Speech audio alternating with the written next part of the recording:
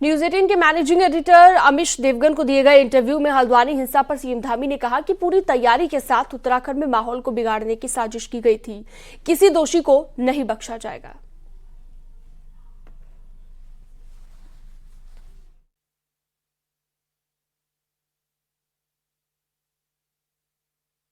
लेकिन बीते दिनों हल्द्वानी में जो इंसिडेंट हुआ उसको आप किस तरह से देखते हैं और क्या आपको लगता है कि ये वाकई एक पूरे देश के लिए एक शॉकिंग इंसिडेंट था कि इतने शांत प्रदेश के अंदर ये अराजक तत्व कहां से आ गए? देखिए, उत्तराखंड देवभूमि में अराजकता का कोई स्थान नहीं है जी। और कुछ लोगों ने उपद्रव करने का काम किया, आगजनी फैलाने का काम किया, शांत देवभूमि में अशांति फैलाने का प्रयास किया, लेकिन प्रशासन ने त्वरित रूप से कार्रवाई करी जी। और जो भी दंगाई थे, जो भी उपद्रव करने वाले थे, उनको सबको जो है ठीक तरीके से कानून ने अपना काम किया जी। सभी के साथ ठीक प्रकार से उनको जो भी जेल हो सकती थी या जो कार्रवाई हो सकती थी वो कार्रवाई हुई। और इसके बाद हम हल्द्वानी की जो घटना है बनभूलपुरा क्षेत्र की, वो प्रशासन की टीम वहां पर अतिक्रमण हटाने गई थी। सरकारी जमीन पर अतिक्रमण है और अतिक्रमण हटाने पर जी। ये उपद्रव किया गया। पुलिस के लोगों को जान से मारने की कोशिश की गई, प्रशासन के लोगों को, विशेषकर महिला पुलिसकर्मियों को और पत्रकार बंधुओं को। न्यूज 18 की गाड़ी को भी नुकसान पहुंचाया गया। हमारे रिपोर्टर की जान बाल बाल बची। इस तरह का उपद्रव उत्तराखंड में नहीं होना चाहिए, देवभूमि में नहीं होना चाहिए। उत्तराखंड में इन सब बातों का कोई स्थान नहीं है। लेकिन क्या है वो पुलिस की नाकामी भी थी?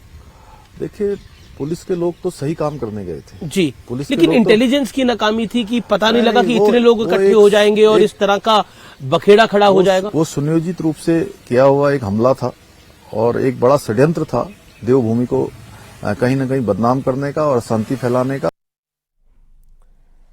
कांग्रेस में सीनियर नेताओं की कोई इज्जत नहीं होती है, ये कहना है कांग्रेस छोड़कर बीजेपी में शामिल हुए पूर्व कैबिनेट मंत्री दिनेश अग्रवाल का, और इसी वजह से उन्होंने कांग्रेस से दामन छुड़ा लिया है।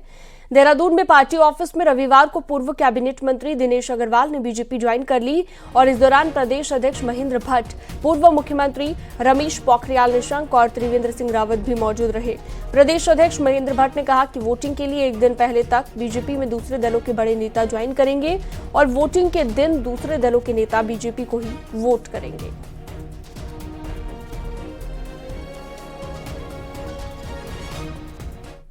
उसके पीछे मेरी बड़ी सफल धारणा है कि जो आज मोदी जी का नेतृत्व है, जिस तरह वो आज भारत का नेतृत्व कर रहे हैं, विश्व पटल पे भारत एक नई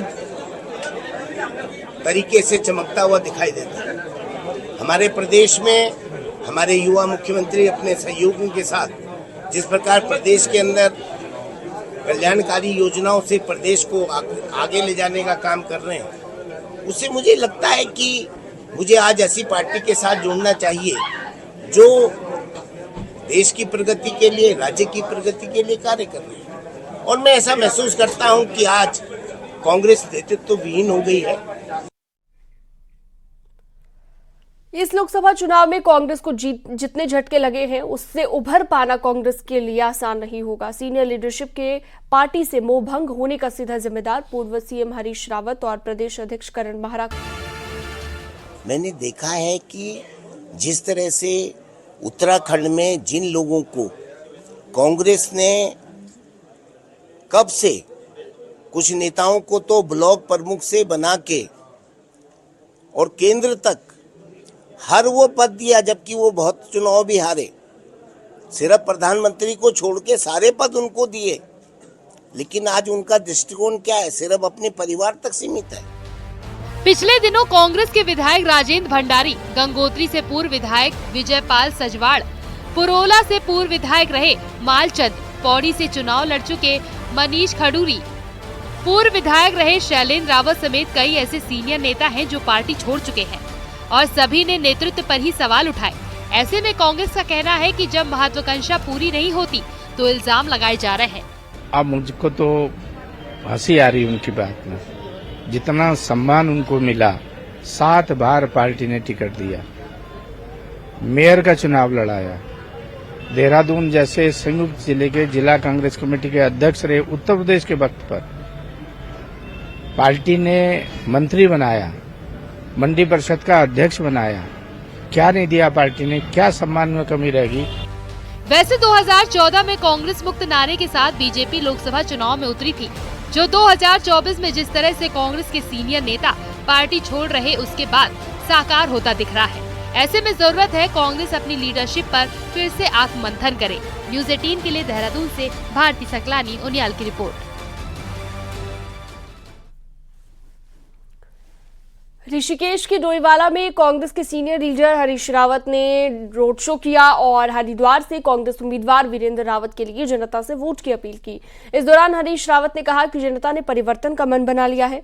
हरीश रावत ने कांग्रेस से बीजेपी में दिए गए दिनेश अग्रवाल पर भी चुटकी ली, जो कांग्रेस से बीजेपी में शामिल हो चुके हैं।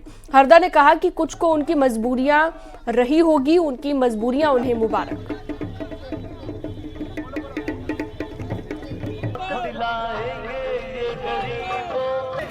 कांग्रेस के हाथ में आए, ये जनमानस का आम धारणा है, बदलाव का मन बना चुके हैं।